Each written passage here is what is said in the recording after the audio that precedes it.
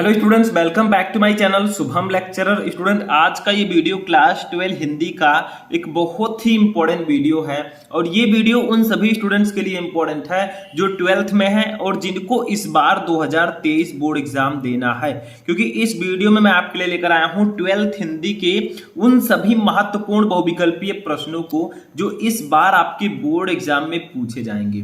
Student, आज का ये वीडियो इतना ज्यादा इंटरेस्टिंग क्यों है? क्योंकि इस वीडियो में मैं आपके लिए लेकर आया हूं 12th हिंदी के 30 महत्वपूर्ण बहुविकल्पीय प्रश्न। ठीक है, अब ये जो 30 क्वेश्चन है ये आपके बोर्ड एग्जाम में हमेशा आते हैं और एक एक क्वेश्चन आपके बोर्ड एग्जाम में 2 से 3 बार आ चुका है, तो इस बार भी 99% चांस है कि यही क्वेश्चन आपके बोर्ड एग्जाम में आएंगे। ठीक है, तो इस वीडियो को शुरू से लेकर लास्ट तक देखिएगा, एक एक क्वेश्चन को नोट कर लीजिएगा, क्योंकि मैंने बुक में से उन्हीं क्वेश्चन को पुटअप किया है जो आपके बोर्ड एग्जाम में हमेशा आते हैं। ठीक है, क्योंकि बोर्ड एग्जाम में ये हर साल आते हैं। तो चलिए वीडियो को स्टार्ट करते हैं। वीडियो स्टार्ट करने से पहले वीडियो को लाइक कर दीजिएगा, चैनल पर नए चैनल को भी सब्सक्राइब कर दीजिएगा ताकि सभी वीडियो आपको टाइम से मिलते रहे। देखिए, सबसे पहले हम स्टार्ट करेंगे फर्स्ट क्वेश्चन से, बहुविकल्पीय प्रश्न। देखिए, हिंदी साहित्य के आधुनिक काल को गद्य काल की संज्ञा किसने दी? यानी कि जो हिंदी साहित्य का आधुनिक काल है उसको गद्य काल की संज्ञा किसने दी, किस लेखक ने दिया था? ठीक है, का है भारतेंदु हरिश्चंद्र, खा है महावीर प्रसाद द्विवेदी, गा है आचार्य रामचंद्र शुक्ल और घा है बाबू श्याम सुंदर दास। तो इसका राइट आंसर होगा ऑप्शन नंबर घा, आचार्य रामचंद्र शुक्ल जी ने। ठीक है, जो हिंदी साहित्य का आधुनिक काल है इसको गद्य काल की संज्ञा आचार्य रामचंद्र शुक्ल जी ने दी थी। That's the most important question. मैंने यहां पर लिखा नहीं है कि कौन सा क्वेश्चन कितनी बार आ गया है, ठीक है, लेकिन ये सभी क्वेश्चन इंपॉर्टेंट हैं। ठीक है, क्योंकि हिंदी साहित्य में अगर आपको फुल में से फुल मार्क लेना है बहुविकल्पीय प्रश्न का तो आपको ज्यादा से ज्यादा क्वेश्चंस पढ़ना होगा, क्योंकि उसी में से आएंगे। ठीक है, 100-200 क्वेश्चन पढ़ लेंगे, 500 बहुत है। देखिए नेक्स्ट है दूसरा, चंद्रकांता संतति रचना है, यानी कि चंद्रकांता संतति किसकी रचना है? का है भारतेंदु युग की, खा है द्विवेदी युग की, गा है छायावादी युग की और घा है छायावादोत्तर युग की। यानी कि जो चंद्रकांता संतति है ये किस युग की रचना है, ये पूछा जा रहा है। ठीक है, तो इसका राइट आंसर होगा ऑप्शन नंबर खा, द्विवेदी युग की। ठीक है, यानी कि चंद्रकांता संतति जो है ये द्विवेदी युग की रचना है, यानी तो इसको द्विवेदी युग में लिखा गया था। ठीक है, नेक्स्ट क्वेश्चन है, नागरी प्रचारणी सभा की स्थापना हुई थी, यानी कि जो नागरी प्रचारणी सभा है इसकी स्थापना कब हुई थी? का है द्विवेदी युग में, खा है भारतेंदु युग में, गा है छायावाद युग में और घा है प्रगतिवाद युग में। तो इसका राइट आंसर होगा ऑप्शन नंबर खा, भारतेंदु युग में। ठीक है, नागरी प्रचारणी सभा की स्थापना भारतेंदु युग में हुई थी। ठीक है, तो कई युग हैं, द्विवेदी युग, छायावादी युग, भारतेंदु युग, प्रगतिवादी युग। ठीक है, सब अलग अलग युग हैं, तो आपसे युग की रचनाएं पूछी जा रही हैं, क्योंकि देखिए इन्हीं ऐसे ही क्वेश्चन आपके बोर्ड एग्जाम में आते हैं। ठीक है, नेक्स्ट क्वेश्चन देखते हैं। अब देखिए नेक्स्ट क्वेश्चन है 4 नंबर, वासुदेव शरण अग्रवाल द्वारा लिखित निबंध राष्ट्र का स्वरूप किस निबंध संग्रह से लिया गया है? यानी कि जो वासुदेव शरण अग्रवाल द्वारा लिखित निबंध राष्ट्र का स्वरूप है, हमारे 12th में चैप्टर भी है राष्ट्र का स्वरूप, तो ये किस निबंध संग्रह से लिया गया? क्योंकि एक प्रकार का शीर्षक है। ठीक है, का है धरती पुत्र, खा है पृथ्वी पुत्र, गा है राष्ट्र चेतना, घा है सांस्कृतिक गौरव। तो इसका राइट आंसर होगा ऑप्शन नंबर खा, पृथ्वी पुत्र। ठीक है, वासुदेव शरण अग्रवाल द्वारा लिखित जो निबंध संग्रह राष्ट्र का स्वरूप है ये पृथ्वी पुत्र से लिया गया है। 5वां क्वेश्चन देखिए, भारत वर्षोन्नत कैसे हो सकती है? हिंदी गद्य की विधा है, यानी कि भारत वर्षोन्नत कैसे हो सकती है, ये एक रचना है, लेकिन किस विधा की रचना है? का है निबंध, खा है उपन्यास, गा है आलोचना, घा है नाटक। तो इसका राइट आंसर होगा ऑप्शन नंबर का निबंध। ठीक है, देखिए भारत वर्षोन्नत कैसे हो सकती है ये एक निबंध रचना है, आपने पहले पढ़ा भी होगा 12th से पहले। ठीक है, ये चैप्टर बहुत इंपॉर्टेंट है। नेक्स्ट क्वेश्चन 6 नंबर, प्रेमचंद का उपन्यास नहीं है, बताइए इनमें से कौन सा उपन्यास प्रेमचंद्र जी का नहीं है? का है गोदान, खा है निर्मला, गा है रंगभूमि, खा है त्याग पत्र। तो इसका राइट आंसर होगा ऑप्शन नंबर घा, त्याग पत्र।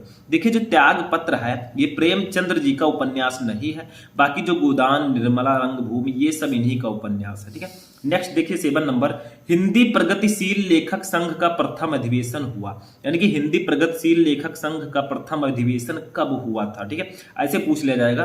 का है सन 1932 में, खा है सन 1936 में, गा है सन 1938 में और घा है सन 1940 में। तो इसका राइट आंसर होगा ऑप्शन नंबर खा, सन 1936 में। ठीक है, हिंदी प्रगतिशील लेखक संघ का प्रथम अधिवेशन सन 1936 में हुआ था। तो ये सभी क्वेश्चन इंपॉर्टेंट है, मैं ये नहीं कहूंगा कि हाँ ये वाला नोट कर लीजिए इसको रहने दीजिए, सब इंपॉर्टेंट है। ठीक है, ध्यान से समझिएगा, पानी वानी लेकर बैठिएगा, नींद ना आए। ठीक है, नेक्स्ट क्वेश्चन देखते हैं। देखिए नेक्स्ट क्वेश्चन हमारा है 8 नंबर, बड़ों के प्रेरणादायक कुछ पत्र के संकलन करता है। यानी कि बड़ों के प्रेरणादायक कुछ पत्र, ये एक लेखक है, इसके संकलन करता कौन है?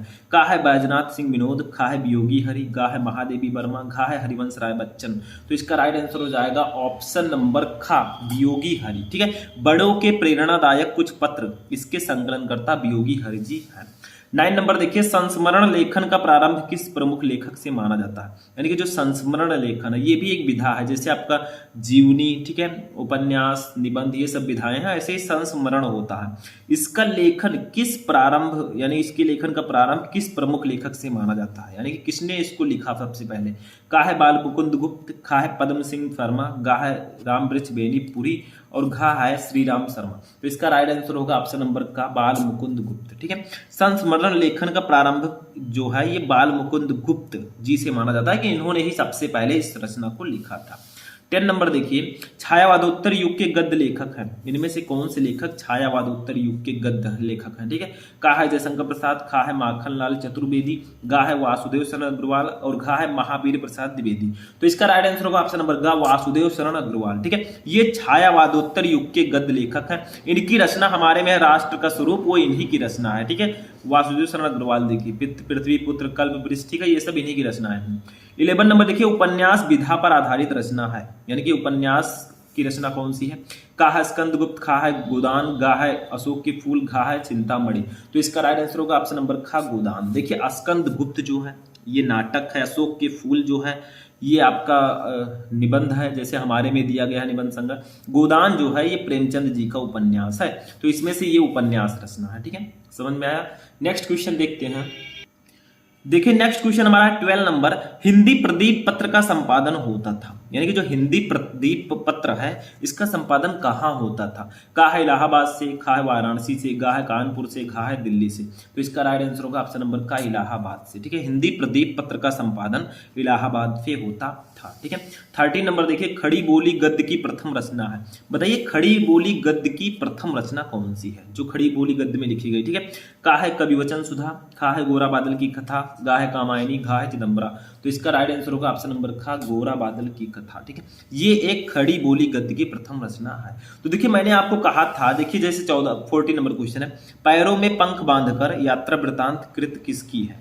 यानी कि पैरों में पंख बांधकर, ये एक यात्रा वृतांत है, लेकिन इसको लिखा किसने? ठीक है, का है रामवृक्ष बेनीपुरी ने, खा है डॉक्टर संपूर्णानंद ने, गा है मोहन राकेश की और घा है वासुदेव शरण अग्रवाल की। ठीक है, तो इसका राइट आंसर होगा ऑप्शन नंबर का, रामवृक्ष बेनीपुरी की। पैरों में पंख बांधकर, ये जो यात्रा वृतांत रचना है ये रामवृक्ष बेनीपुरी जी की है। ठीक है, ऐसे ही मैंने आपको बताया कि अगर आपको हिंदी के बहुविकल्पीय प्रश्नों को पढ़ना है तो जो भी आपके चैप्टर्स के लेखक हैं, जैसे आपके हिंदी गद्य में वासुदेव शरण अग्रवाल, हजारी प्रसाद द्विवेदी जी, ठीक है, ये सब हैं, इनकी रचनाएं और इनका जीवन परिचय पढ़ लीजिए। इससे आप जीवन परिचय भी लिख लेंगे और रचनाओं से रिलेटेड जो बहुविकल्पीय प्रश्न आते हैं उसका भी आंसर दे देंगे। ठीक है, तो जब आप जीवन परिचय पढ़ें, रचनाएं अच्छे से पढ़ें।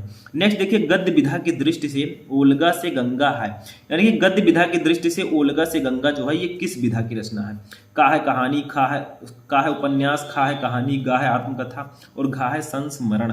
तो इसका राइट आंसर होगा ऑप्शन नंबर खा, कहानी। ठीक है, गद्य विधा की दृष्टि से ओलगा से गंगा जो है ये एक कहानी है, दैट्स अ स्टोरी। ठीक है, 16 नंबर देखिए, परीक्षा गुरु के लेखक हैं, that's a most important question कि परीक्षा गुरु के लेखक कौन है? तो ये तो सबको पता ही है, का है हजारी प्रसाद द्विवेदी, खा है सदल मिश्र, गा है लक्ष्मण सिंह, घा है लाला श्रीनिवास दास। तो इसका राइट आंसर होगा ऑप्शन नंबर घा, लाला श्रीनिवास दास। ठीक है, ये परीक्षा गुरु के लेखक हैं। ठीक है, समझ में आया? तो इसको नोट कर लीजिए। चलिए नेक्स्ट क्वेश्चन देखते हैं। देखिए नेक्स्ट क्वेश्चन हमारा है, आलोचनात्मक कृत कालिदास की ललित योजना के लेखक कौन है? यानी कि कालिदास की ललित योजना, इसके लेखक कौन है? का है हरिशंकर प्रसाई, खा है मोहन राकेश, गा है डॉक्टर हजारी प्रसाद द्विवेदी और घा है महावीर प्रसाद द्विवेदी। ठीक है, तो इसका राइट आंसर होगा ऑप्शन नंबर गा, डॉक्टर हजारी प्रसाद द्विवेदी। कालिदास की ललित योजना, इसके लेखक डॉक्टर हजारी प्रसाद द्विवेदी जी हैं। 18 नंबर क्वेश्चन देखिए, कन्हैयालाल मिश्र प्रभाकर की बाजे पयलिया की घुंघरू किस विधा की रचना है? यानी कि कन्हैयालाल मिश्र प्रभाकर जी ने एक उनकी रचना है बाजे पयलिया की घुंघरू, ये किस विधा की रचना है? का है संस्मरण, खा है ललित निबंध, गा है रेखा चित्र और घा है लघु कथा। तो इसका राइट आंसर होगा ऑप्शन नंबर खा, ललित निबंध। ठीक है, जो कन्हैयालाल मिश्र प्रभाकर जी की रचना है बाजे पयलिया की घुंघरू, ये एक ललित निबंध है। 19 नंबर देखिए, निम्नलिखित में से कौन सा हजारी प्रसाद द्विवेदी का उपन्यास नहीं है? बताइए इनमें से कौन सा हजारी प्रसाद द्विवेदी जी का उपन्यास नहीं है? का है चारुचंद्र लेख, खा है पुनर्नवा, गा है अनामदास का पोथा, घा है तट की खोज। तो इसका राइट आंसर होगा ऑप्शन नंबर 19 का ऑप्शन नंबर घा राइट होगा। ठीक है, तो देखिए ऑप्शन नंबर घा राइट होगा, तट की खोज। ठीक है, यह हजारी प्रसाद द्विवेदी जी का उपन्यास नहीं है। नेक्स्ट देखिए 20 नंबर, निम्नलिखित में से किस उपन्यास की रचना हरिशंकर परसाई द्वारा की गई है? बताइए इनमें से कौन सा उपन्यास है जिसकी रचना हरिशंकर परसाई जी ने की है? का है पुनर्नमा, खा है निर्मला, गा है रानी नागफनी की कहानी और घा है सुखदा। तो इसका राइट आंसर होगा ऑप्शन नंबर गा, रानी नागफनी की कहानी। ये हरिशंकर परसाई जी की रचना है, उपन्यास है। ठीक है, समझ में आया? चलिए नेक्स्ट क्वेश्चन देखते हैं। अब देखिए नेक्स्ट क्वेश्चन है 21 नंबर, पागल पथिक किस विधा की रचना है? यानी कि पागल पथिक जो है ये किस विधा की रचना है? का है कहानी, खा है नाटक, गा है गद्य गीत, घा है संस्मरण।